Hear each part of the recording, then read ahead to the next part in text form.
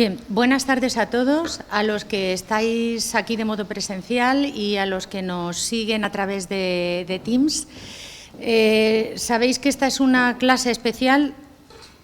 ¿Está conectado? Sobre todo yo me voy a dirigir especialmente a los alumnos de Justicia Constitucional, que sois los que estáis cursando esta optativa, y en la que hoy tenemos a un conferenciante de excepción, que es Eduardo Ferrer MacGregor. Ya os había hablado de que esta clase la iba a impartir él desde hacía un tiempo, y una vez que hemos conseguido que todas las cuestiones técnicas estén arregladas, y aunque empezamos con un poquito de retraso sobre el horario previsto, pues vamos a intentar que comience cuanto antes. Por eso digo esta intervención, porque es una clase especial para vosotros. Yo os pido, por favor, que atendáis a lo que él va a decir sobre el control de convencionalidad, que es aquella materia que, si recordáis, nos quedó precisamente por explicar, dado que la dejamos para que la explicara el conferenciante de hoy.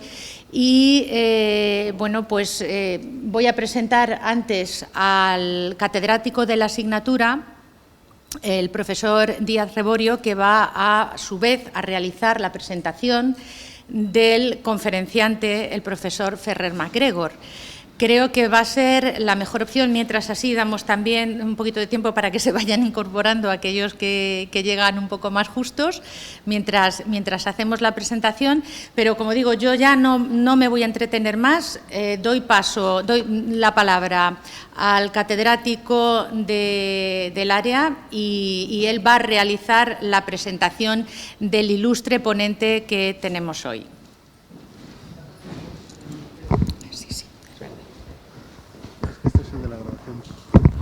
Bien, muy buenas tardes.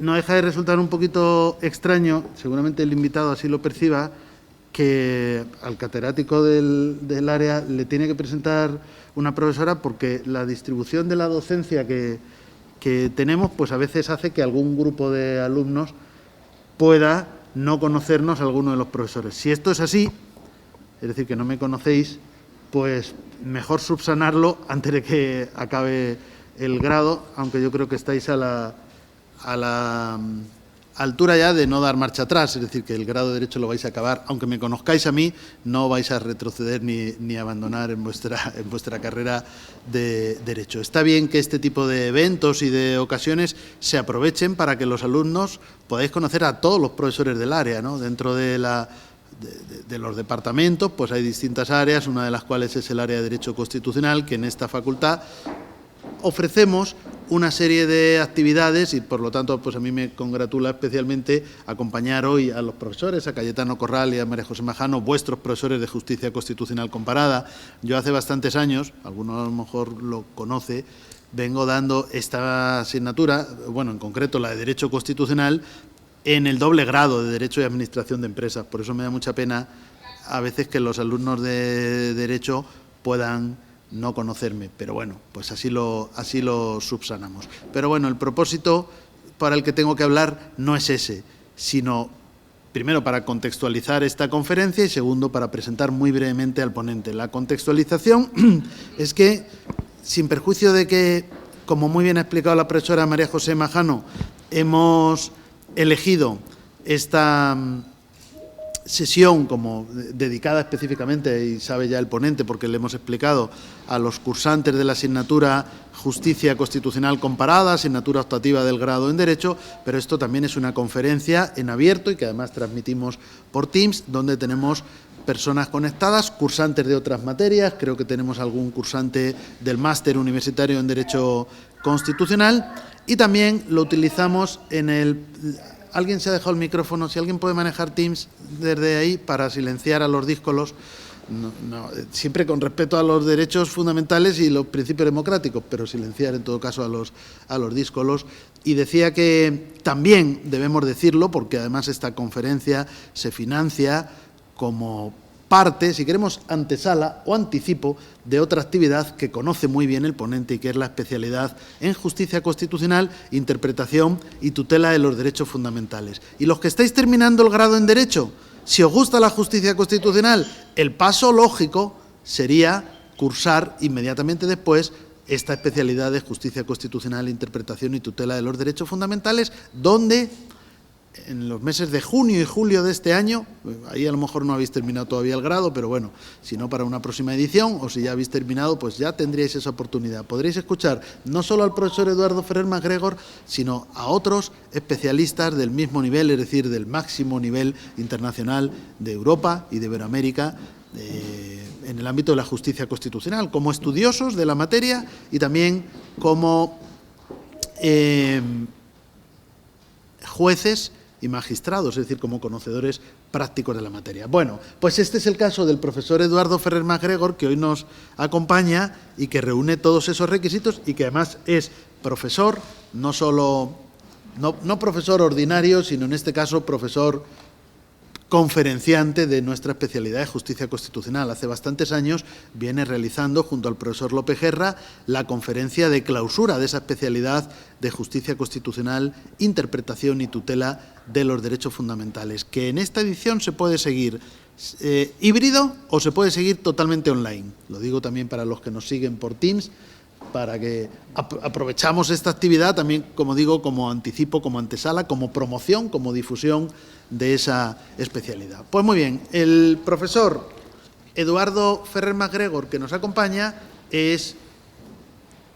cumple estos requisitos que yo decía, ¿no?, de ser un gran estudioso y un especialista teórico en el ámbito de la justicia constitucional, del derecho procesal constitucional, que seguramente ya en la asignatura os han explicado las similitudes y diferencias, ¿no?, entre el concepto que es, si queremos, más europeo de justicia constitucional y el que es más propio del ámbito iberoamericano de derecho procesal constitucional, que son términos muy próximos, pero que no se confunden, y que el profesor Ferrer MacGregor ha estudiado como nadie en un magnífico librito que aprovecho también para recomendar, donde nos habla del bueno, pues nada más y nada menos que desde Kelsen a Héctor Firzamudio, ¿no?, y hace todo ese itinerario, si queremos, académico, que pasa por ilustres profesores italianos, ¿no?, como Capelletti, y por supuesto por españoles como don Niceto Alcalá Zamora, que a su vez fue el maestro de Firzamudio. Y además es autor de numerosísimas obras en la materia. Y además, en este momento, profesor visitante en la Universidad Complutense de Madrid.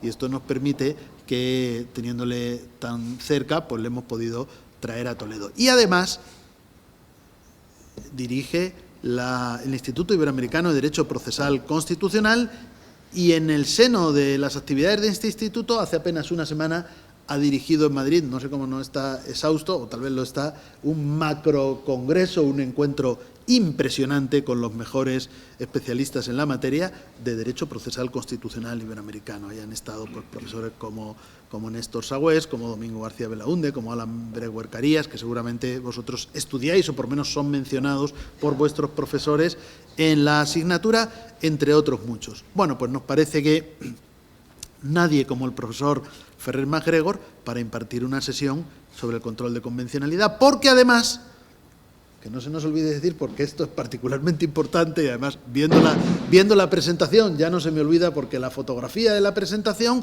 es la sede de la Corte Interamericana de Derechos Humanos, de la cual él es juez actualmente y ha sido presidente.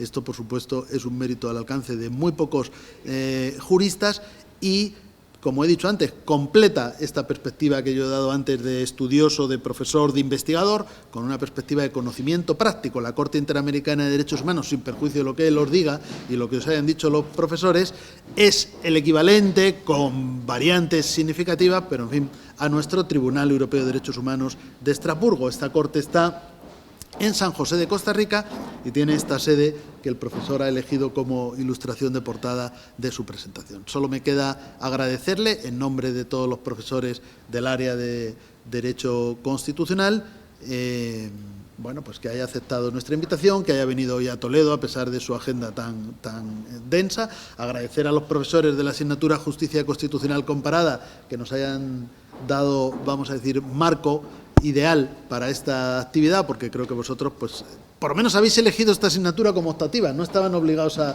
elegir justicia constitucional y lo han hecho, por lo tanto se presume que tenéis un cierto interés en estas materias. Y nada más, no le quiero quitar más minutos, sino darle paso para que imparta esta sesión. Tenemos tiempo, como hemos dicho antes, 30-40 minutos perfectamente, y luego ronda de preguntas o debate en función de lo que quieran los intervinientes. Muchas gracias. Sí, eso es. Muy buenos días. Mis primeras palabras son de profundo agradecimiento al querido amigo, el catedrático de Derecho Constitucional de esta gran universidad, de esta facultad, y por supuesto pues al doctor Francisco Javier Díaz Reborio, agradecerle una vez más la invitación para estar aquí, para hablarles de un tema apasionante, como vamos a ver, que es el control de convencionalidad. Y por supuesto agradecer a los profesores de la materia, Justicia Constitucional Comparada, que en estos momentos es uno de los grandes temas. El Tribunal Constitucional Español no puede resolver un tema si antes no ha visto, obviamente, lo que el Tribunal Europeo ha decidido, lo que otros tribunales de la región han decidido y también lo que otros tribunales en las Américas deciden. Por ejemplo, este tema es uno de los grandes temas también en España por una sentencia que dictó el Tribunal Constitucional, que es la 140 del 2018, donde en su párrafo sexto citan una sentencia de la Corte Interamericana, el leading case, donde establece, ¿no?, Almonacid Arellano contra Chile, donde establece el control difuso de convencionalidad en América. Es decir, justicia constitucional comparada no es algo teórico, es algo que está en el día a día ya de los tribunales, en el diálogo judicial, en el ámbito no solamente europeo, sino también latinoamericano y a nivel mundial. Muchísimas gracias a los profesores, a María José Majano y al profesor Cayetano Corral también por la invitación, y por supuesto gracias a quienes están aquí presentes y creo que también quienes nos están siguiendo de manera virtual. Dicho esto, también sería muy bueno, y estaba hablándolo hace unos instantes, de poder firmar un convenio con la Corte Interamericana, porque precisamente la Corte Interamericana recibe a estudiantes que están finalizando la carrera de todo el mundo, de América Latina, pero también de Francia, de España hemos tenido, y se podría hacer un convenio de colaboración con la universidad o con el departamento, no sé, para que también puedan hacer pasantías, que es una de las grandes... sí, la Corte es esa que están viendo ahí, que era una casona convertida ahora en tribunal, donde trabajan 30 personas. En el Tribunal Europeo, que es el homólogo, trabajan cerca de 1000, ahí trabajan 30. No somos dedicación exclusiva. Estrasburgo sí, el Tribunal Europeo sí. Nosotros, yo soy profesor investigador de la UNAM, ahora profesor visitante en la Universidad Complutense, es decir, nos permite venir aquí a dar conferencias también. El Tribunal Europeo, obviamente, pues los jueces viven en Estrasburgo y evidentemente tienen que estar de tiempo completo. Y esto lo comento porque gran parte de las funciones que realizan los pasantes es trabajar en los expedientes. Así que desde ahora los invito a que estén pendientes. A partir de mayo se van a reactivar las pasantías, que tal vez para este año, el próximo año, o cuando ustedes quieran, puedan realizar una pasantía ante la Corte Interamericana. Dicho esto, quisiera iniciar con dos ideas fundamentales. La primera, seguramente ustedes han escuchado pues, a mi querido maestro, a don Héctor Fixamudio, que falleció hace un año, a sus 96 años. ¿No? Don Héctor Fixamudio tal vez sea el principal estudioso de una nueva parcela del saber jurídico que se llama Derecho Procesal Constitucional. Yo soy profesor titular por oposición en la Facultad de Derecho de la UNAM de esta disciplina, que estudia la materia, estudia a la justicia constitucional. Decía mi querido maestro, el derecho procesal constitucional es la disciplina, así como existe un derecho procesal civil o un derecho procesal electoral o un derecho procesal penal, pues es lógico que si hay un derecho constitucional, hay un derecho procesal constitucional como disciplina jurídica que estudia la justicia constitucional. Entonces, evidentemente a mí me da mucho gusto que se esté enseñando justicia constitucional y más de justicia constitucional comparada. Mi maestro fue tal vez el gran impulsor del derecho procesal constitucional comparado. y se basó en las ideas de sus grandes maestros, Donizeto Alcalá Zamora y Castillo, un gran procesalista que salió a América por la Segunda República Española y fundó pues el procesalismo científico en México. Se quedó 30 años, bueno, en Argentina y luego en México, y él abrevó de él, pero también de otro gran, entre otros, Piero Calamandrei y Mauro Capelletti. Y aquí viene mi reflexión. Mauro Capelletti, el maestro Fix, tradujo la obra de Mauro Capelletti, que es una verdadera joya, que las invito a ustedes especialistas en justicia constitucional comparado, que se llama La jurisdicción constitucional de la libertad. Es una obra magnífica de Mauro Capelletti que estudia todos los mecanismos que protegen la parte dogmática de la Constitución. Incluso en Italia no hay amparo, y la propuesta de él era introducir el amparo en Italia, pero para eso tuvo que estudiar el amparo en América Latina y en todos los países del mundo, donde el amparo es una de las grandes garantías constitucionales. Antes el habeas corpus, cronológicamente, luego amparo y luego el habeas data, que también ya la tienen como garantía autónoma, pues muchas constituciones en América Latina, ya hay varias, como proceso constitucional, ¿no? Bueno, digo todo esto porque Mauro Capelletti hablaba de 3 dimensiones de la jurisdicción constitucional. Jurisdicción constitucional de la libertad, aquellos mecanismos, aquella parcela que estudia los mecanismos para proteger la parte de los derechos fundamentales y libertades públicas. Jurisdicción constitucional orgánica, los procedimientos constitucionales para proteger la otra parte de la Constitución. Y en tercer lugar, lo que hoy vamos a ver, que es el derecho procesal que él denominaba, bueno, la jurisdicción constitucional, ahora podríamos decir derecho procesal constitucional, supranacional, algunos llaman transnacional, que es precisamente una vertiente más allá del derecho nacional. Y Mauro Capelletti en ese libro hablaba del control de comunitariedad y cómo estos conceptos de la justicia constitucional servían como fundamento para lo que hoy es el derecho de la Unión Europea, que ahora se denomina derecho de europeidad. En los últimos tiempos ya le llaman no derecho de comunitariedad, sino derecho de europeidad, que es otra cosa, es derecho comunitario, lo que antes se entendía como derecho comunitario, pero el control de convencionalidad no es ese, sino está en el eje de los 3 tribunales regionales de derechos humanos del mundo, ¿no? El europeo, el Tribunal de Estrasburgo, el interamericano, la Corte Interamericana que está en San José de Costa Rica, de eso vamos a hablar, que es el creador, el inventor, por decirlo de alguna manera, de este control de convencionalidad, por lo menos con la denominación. Y en tercer lugar, la Corte Africana de los Derechos Humanos y de los Pueblos, que está en Arusha, en Tanzania. Solamente hay 3 tribunales regionales de protección de derechos humanos hasta el día de hoy.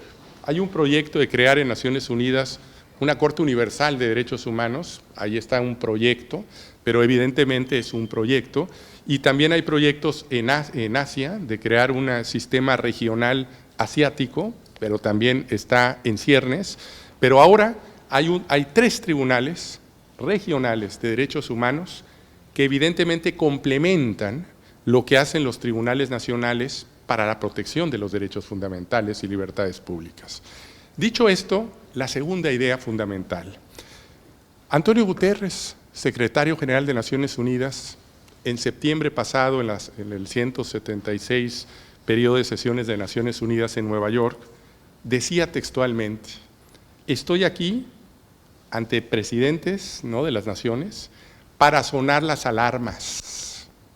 Fíjense lo que decía, ¿no? Ahora que miren que sí ha sonado la alarma, ¿no? Para sonar las alarmas. Nuestro mundo nunca ha estado más amenazado o más dividido. Nos enfrentamos a la mayor cascada de crisis de nuestra vida. La pandemia del COVID-19 ha sobredimensionado las flagrantes desigualdades.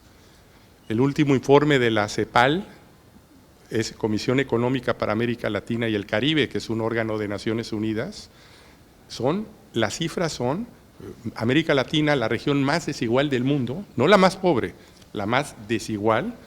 Bueno, íbamos bien en los últimos 3, 4 años, bueno, ha habido retrocesos, dice que de 2 décadas, Eso es lo que está diciendo, no sé si sea, pero ahí están las cifras y esto nos pone a temblar, ¿no? Las desigualdades se han incrementado a la luz de la pandemia. Dice Antonio Guterres, la crisis climática está golpeando el planeta, la agitación desde Afganistán hasta Etiopía. No se vislumbraba el conflicto ahora bélico que se está viviendo. Evidentemente están frustrando la paz mundial. Dice el secretario general de Naciones Unidas, un aumento de la desconfianza y la desinformación está polarizando a la gente. Los polos están ahora en las elecciones ganando, ¿no?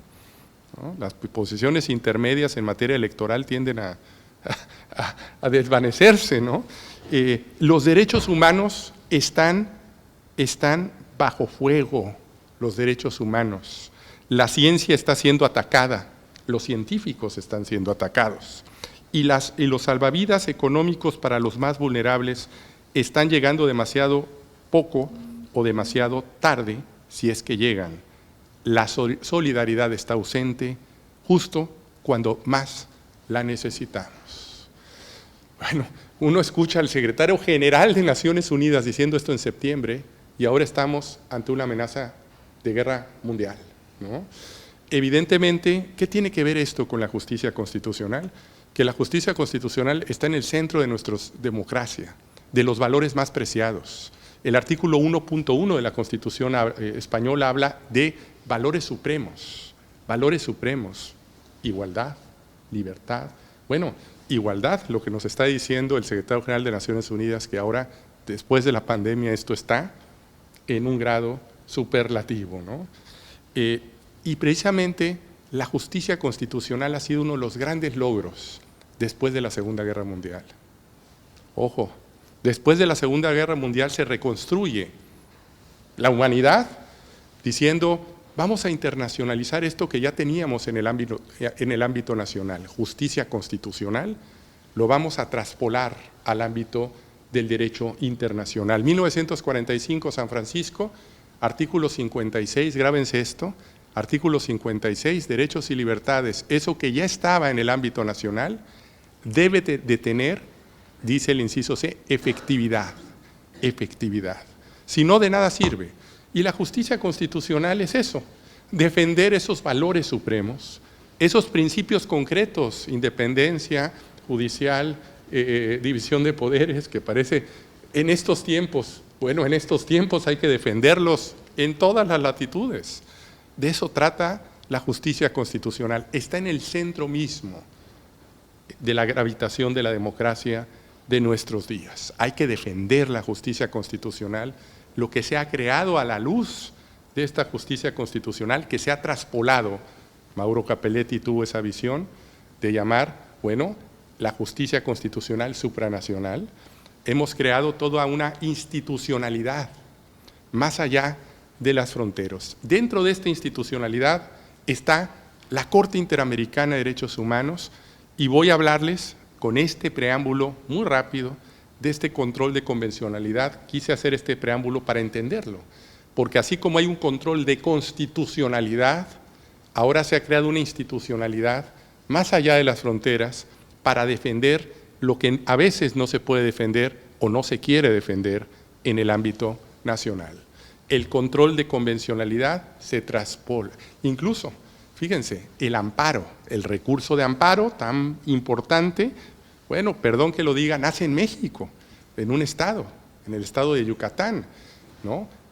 Un no jurista, don Manuel Crescencio García Rejón, un filósofo, un político, un no jurista, siempre me recuerda a mi esposa, eres muy cerrado, y cierto, los juristas no pudimos haber creado el amparo, lo creó un no jurista, don Manuel Crescencio García Rejón, leyendo la obra de Alexis de Tocqueville, La democracia en América, hablando precisamente de la Judicial Review of Legislation, la manera en que los jueces dejaban de aplicar las leyes al caso concreto, que esto tiene su antecedente en Inglaterra en 1610 y luego en Marbury versus Madison.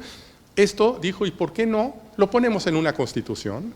Y ahí nace la institución del amparo como el mecanismo por excelencia, ¿no?, a nivel constitucional para proteger la mayoría de los derechos, no todos, pero la mayoría de los derechos.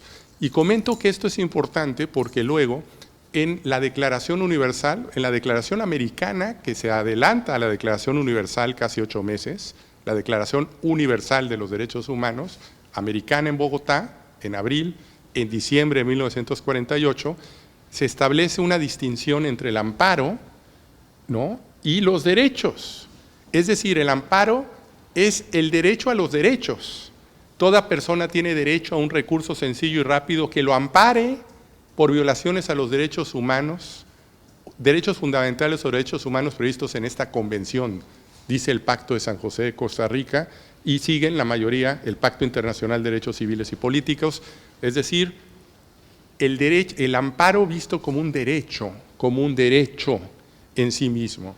La mayoría de las sentencias de la Corte Interamericana, o muchas de ellas, se declara violado el artículo 25, protección judicial, y evidentemente también el Tribunal Europeo de Derechos Humanos, ¿no?, hay que agotar las instancias nacionales para llegar al Tribunal Europeo.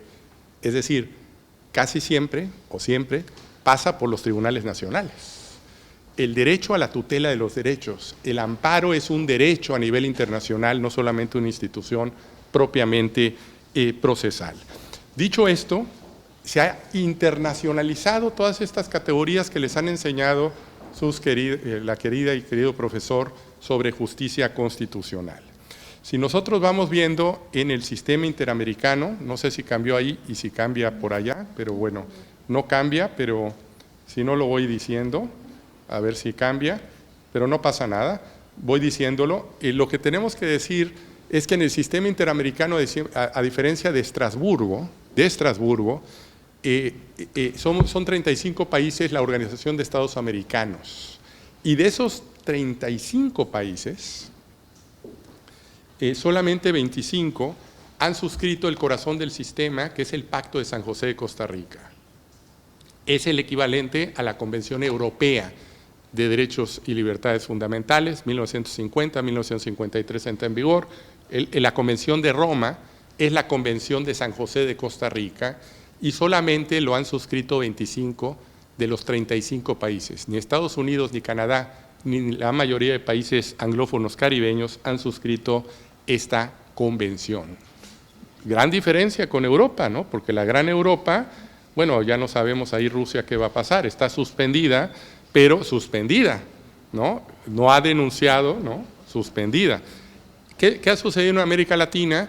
Bueno, 25 países suscribieron, pero se requiere también que se reconozca la jurisdicción contenciosa de la Corte. No por suscribir el tratado internacional, la Corte tiene competencia, se requiere un acto del Estado que le otorgue competencia.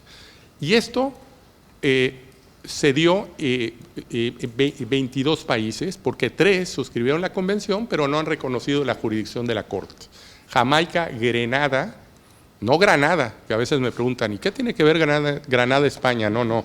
Granada en español también se llama, o Grenada, que es una isla del Caribe, pero es un país independiente. Jamaica, Granada y Dominica han suscrito la convención, pero no reconocen la jurisdicción de la Corte. Entonces, de 35 25, otro grado de intensidad a 22. Y de esos 22, hay dos países que han denunciado la Convención Americana, se han salido de la Convención Americana. Venezuela, cuando estaba vivo Chávez, y Trinidad y Tobago. Entonces, de 22, 20 países es donde tiene plena jurisdicción actualmente la Corte Interamericana de Derechos Humanos. Muy diferente al Tribunal Europeo de Derechos Humanos, pero también con cualidades. La mayoría habla el mismo idioma, con una misma cultura constitucional en términos generales, 200 años de constitucionalismo, de independencias y de formaciones conjuntas comunes, por supuesto con sus diferencias, pero evidentemente esto también da cierta unidad para lo que voy a decir, de ir creando una especie de jus comune en América Latina. La integración que aquí se ha dado en términos económicos, probablemente la integración en América Latina se esté dando a través de los derechos humanos y a través de la aplicación de la Convención Americana sobre Derechos Humanos. Pero bueno, dicho esto, ¿cuándo surge? Bueno, también hay que entender un poco la comisión. En el sistema interamericano hay dos órganos, que aquí ya no hay. Es la Comisión Interamericana, que está en Washington, capital de Estados Unidos, y la Corte Interamericana, que ese sí es un tribunal, solo se integra por juristas, somos 7 los que integramos la Corte Interamericana, que está en San José de Costa Rica, donde ahí pueden hacer sus pasantías, no se les olvide, ahí pueden hacer sus pasantías, además del Tribunal Europeo, en la Corte Interamericana de Derechos Humanos. Un país muy bonito también, Costa Rica, por cierto. Bueno, aquí desaparece por el Protocolo 11, en 1999, que entró en vigor, la Comisión Europea de Derechos Humanos, y por lo tanto ya hay acceso directo de más de 800 millones de europeos al Tribunal Europeo de Derechos Humanos, que emite menos de 1000 sentencias al año. Y ha creado el juez único y las sentencias piloto y una serie de mecanismos para no morir del éxito, por decirlo de alguna manera, para ir limitando el acceso, este acceso interamericano europeo en derechos humanos. No hay que confundir con Luxemburgo, que ese es el tribunal económico, ¿no? Ese es de derecho comunitario, bueno, de la Unión Europea, ¿no? En cambio, en América Latina es la Corte Interamericana, necesariamente hay que agotar la vía de la Comisión, no hay acceso directo, como antes sucedía en Europa. Y bueno, y si hubiera acceso directo, pues no podríamos solventarlo con 30 personas y 7 jueces. El sistema está diseñado para que lleguen no todos los casos. En 42 años de historia, menos de 400 casos, ¿no? Es decir, menos de lo que resuelve en un año la Corte Europea de Derechos Humanos. Pero estos casos son verdaderamente emblemáticos, transformadores, y de ahí la necesidad de este control de convencionalidad, porque trasciende del caso particular. El control de convencionalidad lo que implica es que el estándar interpretativo, bueno, trascienda. O sea, aplican un control de convencionalidad, pero se aplica un estándar que luego se aplica para México como cosa juzgada, pero hay cosa interpretada para Chile, Colombia, Ecuador, Venezuela, etcétera. Es decir, hay un efecto más allá del caso particular, a través de otra de las grandes diferencias con el Tribunal Europeo, que son las reparaciones, la reparación integral, que va más allá, las medidas de reparación, le llama la Corte Interamericana, de no repetición, las medidas de no repetición. ¿Cuándo surge este control de convencionalidad? Surge formalmente en una sentencia del año 2006, aquella que el Tribunal Constitucional cita en la sentencia 140 del 2018, donde cita al Almonacid Arellano contra Chile. Ahí, no por primera vez, porque ya en 2001, en un caso contra Perú, caso Barrios Altos, ya había dicho que las leyes de amnistía o de autoamnistía carecen de efectos jurídicos ab initio, se retrotraen en el tiempo conceptos de la justicia constitucional que se trasladan al ámbito de la jurisdicción interamericana, como lo hace el Tribunal Europeo en muchas ocasiones, ¿no? Pero por primera vez, en el caso del Almonacid Arellano, se establece el concepto de control de convencionalidad para decir que todos, el caso Almonacid Arellano versa sobre, declaran, ¿no?, inválido un decreto de la época de Pinochet, ¿no?, que es la ley 2191 de 1978, donde se concedía amnistía a todos los militares que habían actuado pues, en la época de Pinochet. Y esto dijo la Corte, que eran graves violaciones a derechos humanos, ¿no? Se les desaparecía por ser oponentes políticos, que este fenómeno pues, fue transversal en Argentina, en Uruguay, en muchos países donde hubo dictaduras no solamente militares, sino cívicas. Y bueno, ahí la Corte establece que el Poder Judicial debe de, aplicando la Convención Americana, suprimir leyes contrarias a la Convención de San José. Lo fundamenta en algo que no tiene el Convenio Europeo de Derechos Humanos, que es el artículo 2, la obligación de adecuar la normativa interna. Es decir, el Pacto Internacional dice que no puede emitirse legislación que sea contraria al Pacto de San José. Esta es una gran diferencia.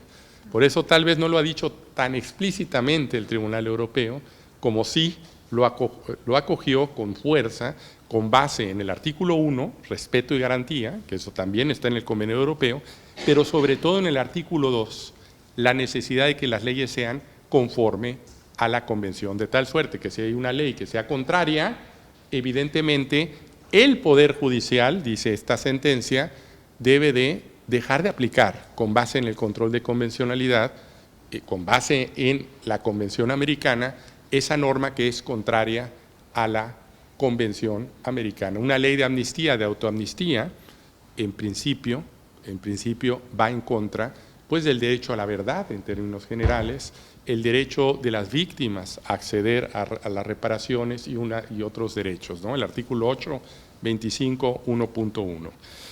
Pero a partir de ese caso, no voy a mencionar toda la línea jurisprudencial, pero a partir de ese caso, la Corte Interamericana ha condenado a más de estos 20, creo que ya son 14 países, los que le ha dicho tienes que ejercer control de convencionalidad en casos particulares. Se lo ha dicho a Argentina, a Brasil, a Colombia, a Perú, a la gran mayoría de estos 20 países donde tiene plena competencia, la Corte pues ha dicho que tienen no solamente, y este es un avance jurisprudencial en el caso Hellman, que es un caso verdaderamente emblemático del año 2011, ¿no? En Argentina, ¿no? Una mujer, su esposo, desaparecieron y ella estaba embarazada.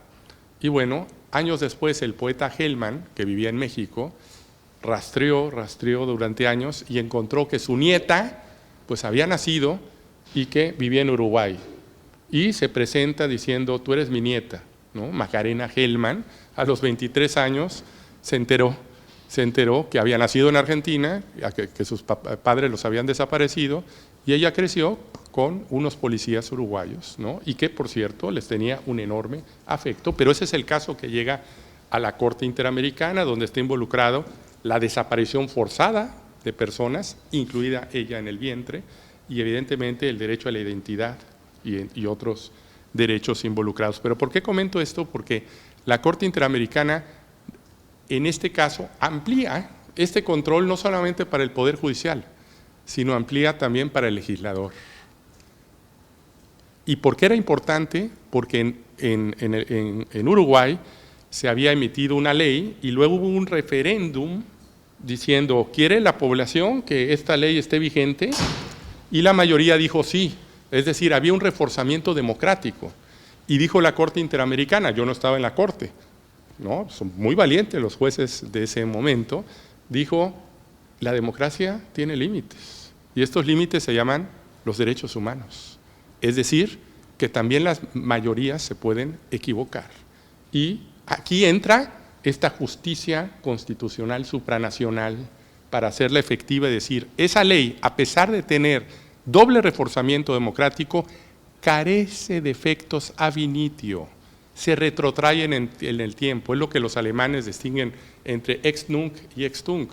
Ex tunc, hacia atrás, como nunca, como si no hubiese sido aprobada, y desaparecen los efectos jurídicos. Fuertísimo, ¿no? Y bueno, y luego vinieron otras leyes de amnistía con el paso de los años, donde la Corte ha declarado la invalidez, ¿no? de leyes con base en este control de convencionalidad. ¿Cuál es el fundamento de este control? Lo basa en el artículo 1.1 y 2 de la Convención, que decía que no hay en Europa esta norma como sí la hay en la Convención Americana, la obligación de la adecuación normativa, pero también en el artículo 26 y 27 del Tratado de Tratados. Hay un tratado que se refiere a los tratados, ¿no? Y ahí el Tratado de Viena habla de de pacta sunt servanda, los pactos deben de ser observados, y que no se puede invocar derecho interno para dejar de aplicar una norma internacional. Entonces, con base en esto, y el artículo, a mi juicio, también el 25, el derecho a la tutela de los derechos, la protección judicial efectiva supranacional, podríamos también incorporarla como fundamento de este control de convencionalidad. ¿Cuáles son los elementos configurativos, ¿no? Simple y sencillamente, pues los voy a mencionar, ¿no? Todo esto lo estoy diciendo que hay una línea jurisprudencial muy sólida de la Corte sobre este control de convencionalidad, ¿no? En primer lugar, por cierto, voy a hacer un paréntesis. En 2006, cuando la Corte Interamericana crea o establece por primera vez este control de convencionalidad, no lo saca como los magos, ¿no? Aquí del sombrero, ¿no? Y dice, no, sino lo hace viendo lo que ya las Cortes Supremas o las altas cortes, tribunales constitucionales, salas constitucionales que hay en América Latina, estaban aplicando no solamente la Convención Americana, sino la jurisprudencia de la Corte Interamericana con efectos vinculantes hacia los propios estados. Costa Rica en el año 1995, República Dominicana, la Corte Suprema, ahora tiene una nueva constitución, un tribunal constitucional, también lo establecía, Perú, ¿no? Desde el año 2006, Colombia, Argentina, o sea, hubo una serie de tribunales supremos nacionales donde establecían la eficacia no solamente del tratado, sino de la jurisprudencia emanada del órgano judicial del tratado. Es decir, no solamente le vincula a los poderes estatales, les vincula el tratado, sino también la interpretación que del mismo hace el órgano supremo de ese tratado, que es un tribunal, ¿no? La Corte Interamericana, al interpretar el artículo 1.1 o cualquier derecho, también establece este vínculo interpretativa de mínimos. No es como los caballitos que les ponen parches, de mínimos. ¿Esto qué quiere decir? Como dice el artículo 29 de la Convención Americana, normas de interpretación, que cuando existe otra norma u otra interpretación más favorable, norma internacional, déjese de aplicar la Convención Americana para aplicar esa norma internacional, o aplíquese la norma nacional o la jurisprudencia nacional cuando sea más favorable. Principio pro persona. Esto es, la jerarquía normativa de Kelsen, pues empieza a desdibujar, por lo menos en materia de derechos humanos, porque evidentemente ya empieza otra nueva realidad, que es la efectividad de los derechos, ¿no? La efectividad del derecho humano en cuestión en cada caso concreto. El propio pacto prevé que no se aplique el pacto cuando existe otra norma nacional o jurisprudencia nacional más favorable. Entonces, ¿qué intensidad tiene? Esto es algo muy importante, ¿no? Porque el control de convencionalidad no solamente implica inaplicar normas, sino también en no aplicar aquellas interpretaciones que sean contrarias a la norma. Esto es, ustedes futuros juezas, jueces nacionales e internacionales, porque van a hacer una pasantía en la Corte Interamericana, luego van a ser juezas y jueces del Tribunal Europeo de Derechos Humanos.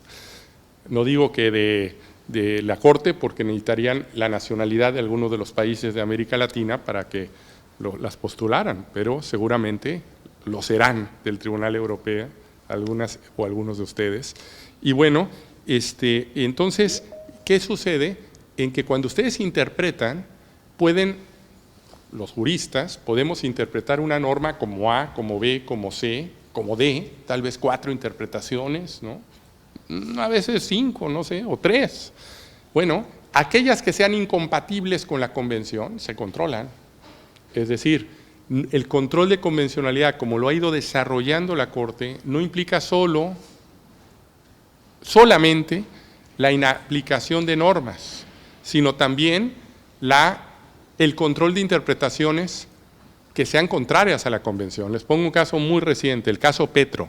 Petro es candidato presidencial, por cierto, ahora. Un caso Petro donde el procurador destituye al alcalde, que era Petro, por una cuestión administrativa, Pero dice la Convención Americana, el artículo 23, en cuanto a derechos políticos, que debe ser un juez penal el que inhabilite.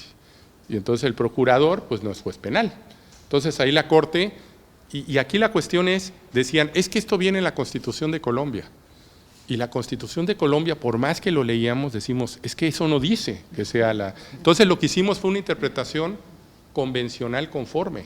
Es decir, hay que interpretar la Convención Americana, la Convención de Colombia, de conformidad con, o sea, salvar la convencionalidad de la norma para no declarar la inconvencionalidad de la Constitución. Eso mismo, es decir, ustedes ante 4 o 5 posibles interpretaciones, desechen interpretativamente aquellas, control de convencionalidad sobre interpretaciones inconvencionales, y sobre estas 3 posibles, se salva la convencionalidad de norma, escoja aquella que tenga mayor intensidad en la protección del derecho humano en cuestión. Entonces la Corte, en el caso Petro, fallado hace, ya con el COVID, yo ya perdí el tiempo, pero creo que son hace año y medio, ¿no? Más o menos, no declara la inconvencionalidad de la Constitución. Ha habido casos donde la Corte declara la inconvencionalidad de constituciones. Ha habido casos. Bueno, aquí no, salva la constitucionalidad de la convencionalidad de la Constitución, siempre y cuando se interprete de esta manera. Siempre y cuando que se interprete, aquí el profesor Díaz Reborio tiene pues, su tesis doctoral, ¿o no? No es tesis doctoral, ¿no? Pero tiene un libro sobre las sentencias interpretativas, ¿no? Que, vamos, es una, se la recomiendo mucho este libro, porque ahí van a ver el tipo de sentencias interpretativas que hay, ¿no?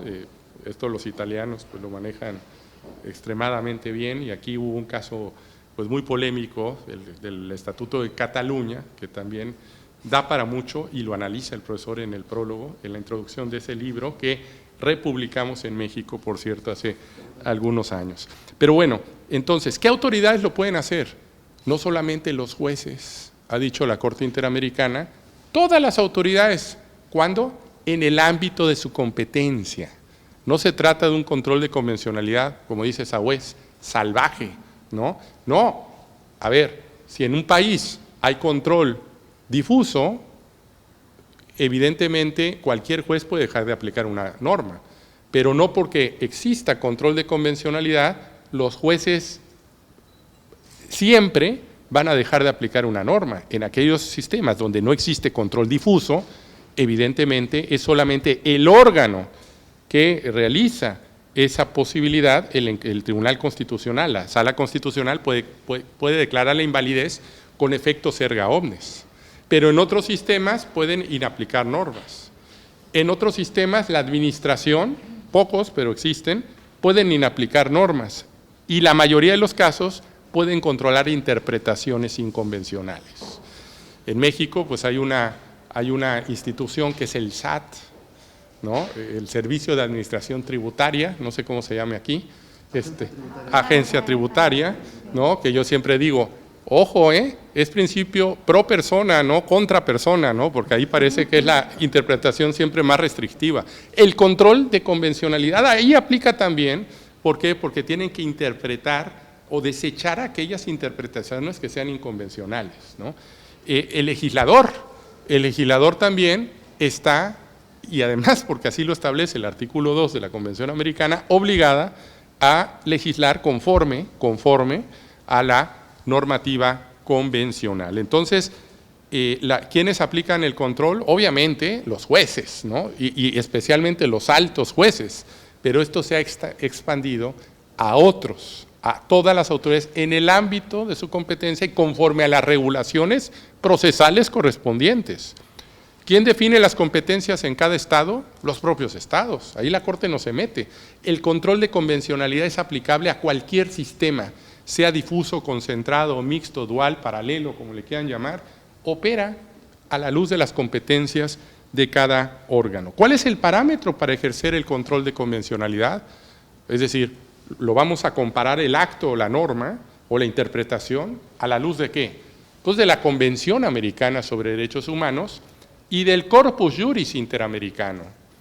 Hay otros, está la Convención Americana, hay 2 protocolos adicionales para abolir la pena de muerte, solo 14 países lo han suscrito, o el Protocolo de San Salvador, Convención Americana, protocolo adicional en materia de derechos económicos, sociales y culturales, también son 16 países de los 20 que tiene plena jurisdicción la Corte que los han firmado, pero luego hay 7 tratados internacionales que complementan el sistema interamericano. Ojo, hay un corpus juris interamericano y, por cierto, el último tratado internacional aprobado en la escena del sistema interamericano, no existe en Naciones Unidas, que es la Convención Interamericana para la Protección de las Personas Mayores. Qué importante en estos tiempos que hemos vivido de la pandemia, ¿no? Esto es del año 2016, ¿no? Esta convención que ha sido pues emblemática porque se nos había olvidado, también de niñas y niños, bueno, está la de Naciones Unidas, pero evidentemente, bueno, sí, por la edad se puede discriminar y hemos visto lamentablemente que sí, por la edad se ha discriminado en tiempos de pandemia de manera muy importante. Entonces, el parámetro no solamente es la convención, sino el corpus juris interamericano. Podría seguir hablando, pero creo que tenemos el tiempo limitado y me gustaría simple y sencillamente pues terminar diciendo lo siguiente, ¿no? Que realmente el control de convencionalidad es una institución pues ya no tan nueva, 2006, aunque desde 2001 no lo dijo la Corte, pero ya lo hacía, controlaba leyes. Es más, en 1997, en un caso Suárez Rosero contra Ecuador, también la inaplicación de un tipo penal. O sea, ya había controlado algún tipo desde 1900, pero sin decirlo. Pero aquí se empieza a construir en Barrios Altos, ¿no? Una ley de amnistía carece de efectos jurídicos y en 2006 se le pone nombre y apellido. Esto se debe a unos votos particulares en 2003, 2004 de don Sergio García Ramírez, que también ha estado el año pasado en el curso donde algunos de ustedes van a ir, de especialistas en justicia constitucional, que es de lo mejor que hay a nivel mundial, ¿no? Y que lo tienen aquí en Toledo a partir de junio, propaganda, pero bien merecida, y que, bueno, aquí estaremos nuevamente con mucho gusto en Toledo, gracias a la invitación del doctor Díaz Reborio.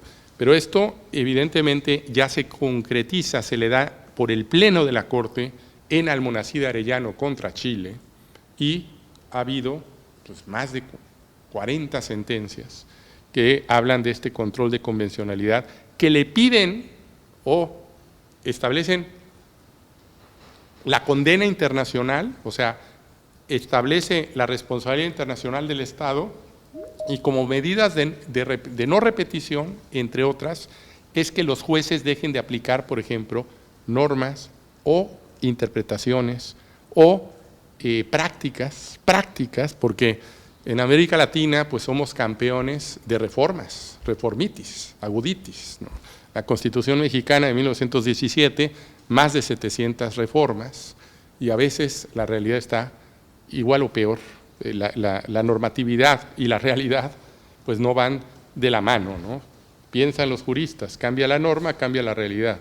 Eso no es así, ¿no? Y lamentablemente en América Latina las prácticas es lo que más importa. La Corte Interamericana ha ordenado cambios normativos y ha dicho no se cumple con el artículo 2, porque lo que verdaderamente, el efecto útil de la Convención es que la práctica cambie, no que la normatividad cambie.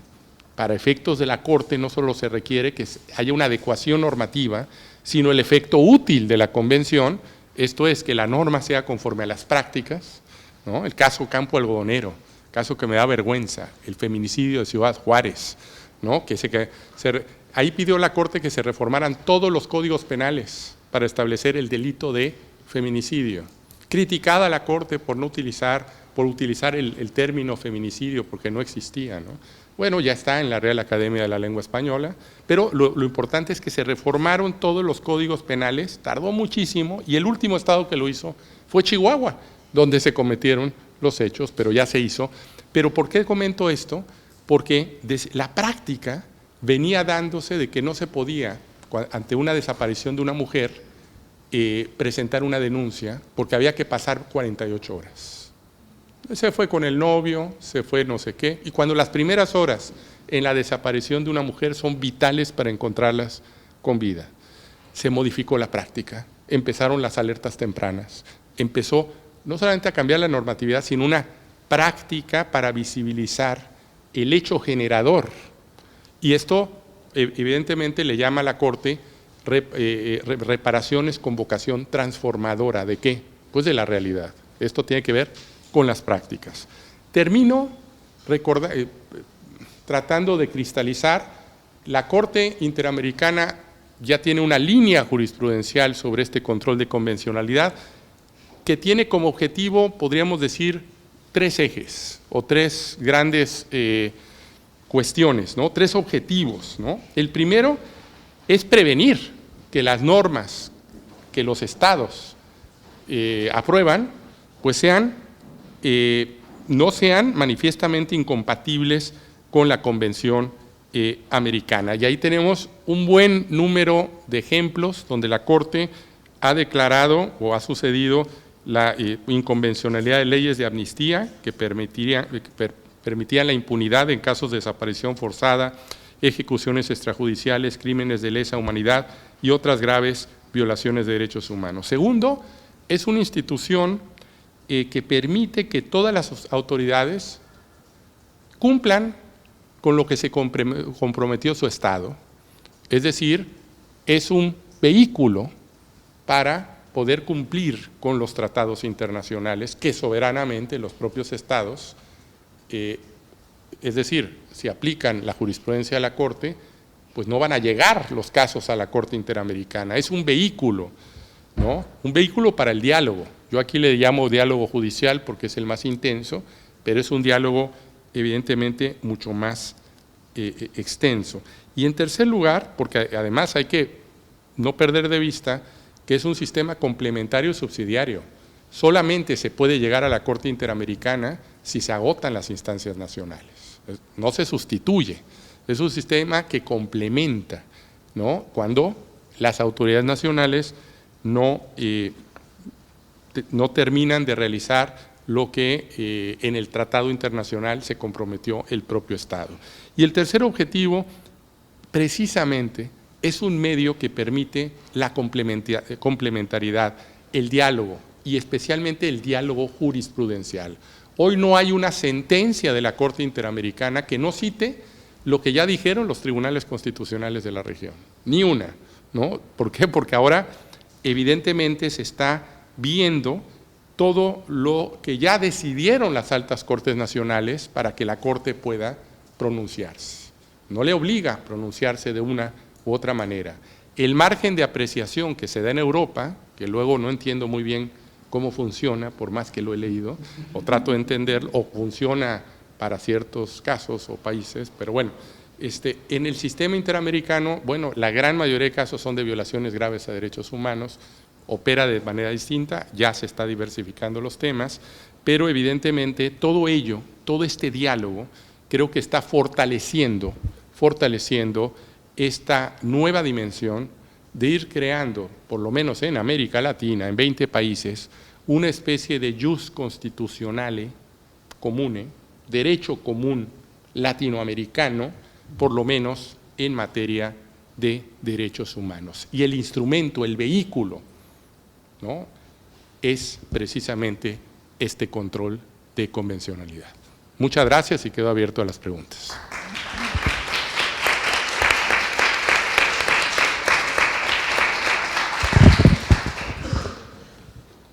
Bueno, bien, muchas gracias. Y en realidad, bueno, tenemos el tiempo como unos 10 minutitos si hubiera alguna pregunta, porque él tiene su tren, alguna cuestión, alguna opinión sobre los temas que ha expuesto el profesor Ferrer MacGregor, que me ha parecido sin duda pues una magnífica exposición. ¿Quieres preguntar? Ah, bien. Mientras existen las preguntas. Sí, es que, bueno, lo primero quiero felicitar al profesor Ferrer MacGregor por su exposición, porque desde luego nadie mejor que él, un juez y expresidente de la Corte Interamericana, podía explicar este tema sobre control de convencionalidad. Yo debo reconocer que esto es muy complicado de entender porque, según él estaba exponiendo, yo estaba mirando las caras de los alumnos y, claro, es difícil entender esta cuestión cuando, además, nosotros tenemos esa mentalidad del control concentrado de los tribunales constitucionales, en fin, tenemos, digamos, es algo ajeno, ¿no?, a nuestro sistema. Y, por lo tanto, bueno, pues yo entiendo que para ellos también resulte complejo. Pero, no obstante, yo debo aclarar esto en términos de clase, para los alumnos de la clase que están aquí presentes, que he ido más o menos repasando, según él iba comentando, estos apuntes mínimos, resúmenes que yo siempre os traslado y, bueno, os cito el caso Almonacid Arellano y algún otro al que ha hecho referencia, no tantos como ha referenciado él, pero creo que os pueden servir para, por lo menos con los apuntes que hayáis podido tomar de su exposición, pues completar esto que yo ya os había pasado previamente, ¿verdad? Entonces, ahora, aunque el asunto es bastante complejo, pues sí que si queréis hacer alguna pregunta, pues estáis a tiempo, porque... Hay una pregunta en Teams, me dicen. No sé si tenemos la posibilidad de escucharlo en el aula. Si quiere abrir su micrófono, Juan Carlos. Buenos días. Sí, Juan Buenos Carlos. días, qué gusto. Un saludo cordial desde el Ecuador al doctor Eduardo Soler MacGregor. Mi pregunta es la siguiente. El control de convencionalidad, puesto por jurisprudencia de la Corte Interamericana, plantea que los jueces realicen precisamente un control de la aplicación normativa entre las normas internas frente a la Convención Americana y otros instrumentos interamericanos. Sin embargo, el doctor Eduardo Soler MacGregor señaló en la exposición del día de hoy que esto tiene que ver también de acuerdo a cómo cada Estado asume su control constitucional, sea un control constitucional mixto, sea un control constitucional difuso, sea un control constitucional concentrado. Frente a este ejercicio, ¿no se estaría limitando la propia generalidad del control de convencionalidad de que sean todos los jueces, sin que esto caiga en este control de convencionalidad salvaje, como dice el profesor Néstor Pedro Sales? Buen día, estimado doctor, muchas gracias. Sí, muy buenos días en Ecuador, creo, ¿no? Me da mucho gusto. Ahí tienen una Corte de Constitucionalidad, que por cierto, el presidente hasta hace muy pocos días fue el doctor, el expresidente de la Corte Interamericana de Derechos Humanos, Hernán Salgado Pesantes, ¿no? Entonces, también un saludo, y acaba de estar aquí Daniela Salazar, que es magistrada de esta Corte Constitucional. Miren, antes de que yo llegara a la Corte Interamericana, los jueces evolucionaron en su pensamiento para decir, es que esto que dijimos que solamente era para jueces, hay que extenderlo a todos los órganos de impartición de justicia. Primera evolución. ¿Por qué? Porque decían, bueno, Poder Judicial, pero resulta que hay tribunales constitucionales que están fuera del Poder Judicial, como la gran mayoría, solamente Colombia está la Corte Constitucional dentro de la rama judicial.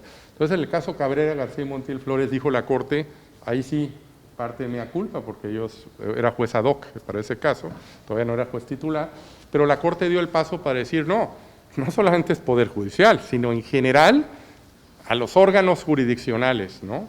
A los órganos jurisdiccionales tienen que velar los jueces en general para, estén dentro o fuera del Poder Judicial, para que el efecto útil de la Convención, es decir, que el artículo 2 evidentemente no se vea violado. Si hay una norma que es contraria a la Convención, pues que la controlen.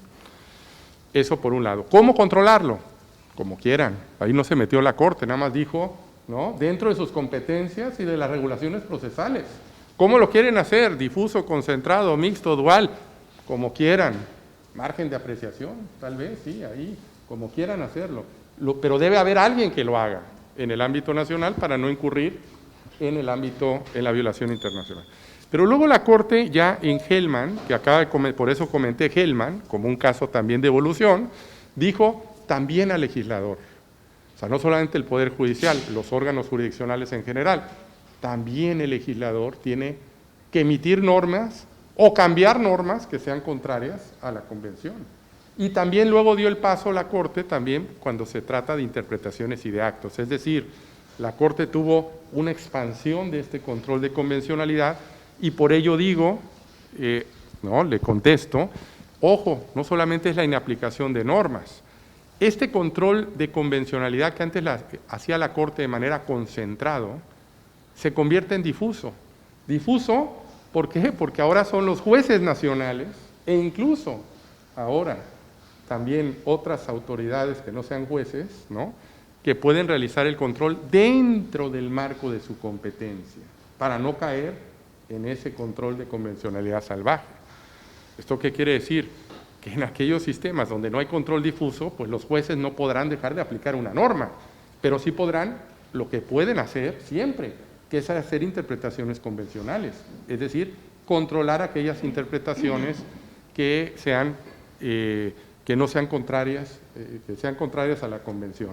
Me podrán decir, eso no es un control, eso es una interpretación conforme. Bueno, la Corte le ha dado una connotación amplia a este control de convencionalidad, una aplicación del derecho internacional en los casos concretos y evidentemente las autoridades administrativas incluso podrían también interpretar de conformidad con las obligaciones internacionales. Que si eso es o no control, a mi juicio sí, están controlando interpretativamente.